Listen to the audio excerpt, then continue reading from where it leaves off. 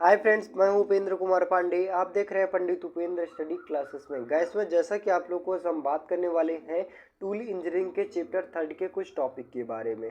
जैसा कि आप लोग को नेक्स्ट क्लासेस मैंने कुछ टॉपिक के बारे में बात किया था।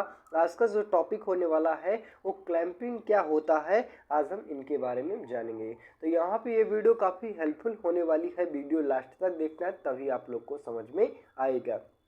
चलिए बात करें, जैसा कि आप स्क्रीन के माध्यम से देख पा रहे हैं टूल इंजीनियरिंग, और जो हमारा टॉपिक होने वाला है क्लैंपिंग क्या होता है। अब क्लैंपिंग को क्या होता है, किसका यूजेस क्या होता है, इसके कार्य क्या होते हैं, इन सारे चीज़ों के बारे में पूर्ण रूप से डिस्कशन किया जाएगा।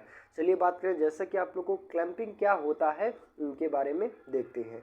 इसको डिफिनीशन के माध्यम से देखेंगे तो डिफिनीशन हमारा क्या कहता है कि कारखंड को पूरी तरह से नियंत्रित करने के लिए क्लैंपिंग डिवाइस के साथ जिग्स और पिक्चर्स की आवश्यकता होती है, और क्लैंपिंग डिवाइस मशीनिंग प्रक्रिया के दौरान इस पर लगने वाले सभी बलों को खिलाफ कारखंडों को उचित सुरक्षा प्रदान करता है।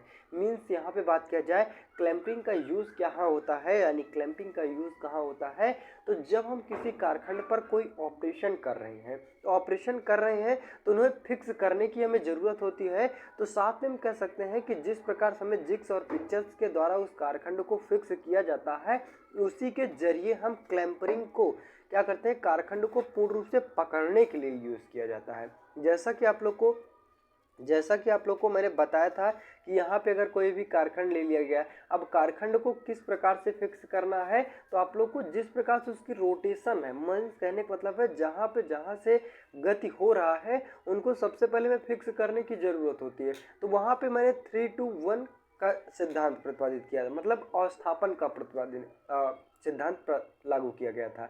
और आज यहाँ पे बात किया जाए तो यहाँ पे जैसे कि छोटे बहुत कारखंड हो गए, उनको फिक्स करने के लिए जिग्स और पिक्चर्स की सहायता के आधारित पर हम क्लैंपिंग का यूज़ करते हैं। जैसा कि आप लोग को यहाँ पे बात करें, जैसा कि आप स्क्रीन के माध्यम से देख पा रहे हैं, ये आपका फिगर कुछ दिखाया गया है। यानी क्लैंपिंग आपका कुछ इस प्रकार से रहता है।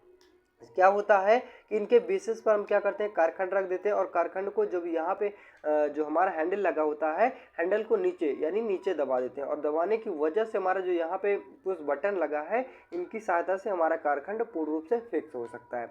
जैसा कि आप लोग को यहाँ पे ये पार्ट दिख रहे हैं सारे, इन्हीं के जरिए हम कारखंड को फिक्स कर सकते हैं, और फिक्स करने के बाद हम आसानी से ऑपरेशन किया जाएगा। चलिए नेक्स्ट टॉपिक की बात किया जाए, क्लैंपरिंग के बुनियादी नियम, यानी कौन कौन से उसमें गुण पाए जाने चाहिए क्लैंपिंग के, इनके बारे में हम देखेंगे। तो इनको डिफिनीशन के माध्यम से देखेंगे। तो डिफिनीशन हमारा क्या कहता है कि इसे कठोरता से कारखंड को धारण करना चाहिए। मीन्स यहाँ पे क्लैंपिंग हमारा ऐसा होना चाहिए कि कारखंड का अगर मतलब ऑपरेशन किया जा रहा है तो उन्हें पूर्ण रूप से फिक्स करने का स्वरूप होना चाहिए। मीन्स कहने का मतलब है धारण कर सके, कारखंड को पूर्ण रूप से फिक्स कर सके। चलिए नेक्स्ट टॉपिक की बात किया जाए, क्लैंपिंग यूनिट द्वारा क्लैंपिंग दबाव के कारण क्लैंपिंग किया जा रहे हैं कारखंड को क्षतिग्रस्त नहीं किया जाना चाहिए। मीन्स यहाँ पे जिस कारखंड को क्लैंपिंग की सहायता से अगर हम फिक्स कर रहे हैं, तो उसमें किसी न किसी प्रकार की त्रुटि नहीं होनी चाहिए। मीन्स कारखंड में जैसे कि कुछ निशान बन जाते हैं, कुछ इस प्रकार से कुछ खरोच बन जाते हैं, तो बिल्कुल ऐसा नहीं होना चाहिए कारखंड पे। इस प्रकार से हमारा क्लैंपिंग होना चाहिए। चलिए नेक्स्ट टॉपिक की बात किया जाए, क्लैंपिंग डिवाइस किसी भी प्रकार के दौरान उत्पन्न कंपन से अप्रभावित होने के सक्षम होना चाहिए। मीन्स यहाँ पे बात किया जाए कि अगर कारखंड को फिक्स किया गया है, तो जो भी ऑपरेशन कर रहे हैं उसमें वाइब्रेशन की मतलब कंपन न हो, कारखंड को इस तरह से फिक्स करने वाला हमारा क्लैंपिंग होना चाहिए। नेक्स्ट टॉपिक की बात किया जाए, क्लैंपिंग चेहरों को उचित उपचार तथा कठोर किया जाना चाहिए ताकि उसमें घिसाव को कम किया जा सके। मीन्स बात किया जाए कि यहाँ पे अगर हमारा क्लैंपिंग कारखंड को पूर्ण रूप से फिक्स कर किए रहेगा, तो उसमें जो घिसाव होने की संभावनाएं होती हैं वो काफ़ी कम हो जाती हैं। नेक्स्ट टॉपिक की बात किया जाए, नेक्स्ट टॉपिक हमारा आता है कि यह उपयोगकर्ता में अनुकूल, आसान और कम समय में लेने वाला होना चाहिए, और मेंटेनेंस को आसानी भी होना चाहिए। मीन्स यहाँ पे क्लैंपिंग का डिजाइन हमारी इस प्रकार से होना चाहिए कि कारखंड को हम आसानी से बद्ध कर सके यानी फिक्स कर सके। और साथ में अगर कोई भी त्रुटि भी आती है यानी कोई किसी न प्रकार की समस्याएं भी होती हैं तो उनको आसानी से हम सुधारा भी जा सके। क्लैंपिंग इस प्रकार से इसी डिजाइन होना चाहिए।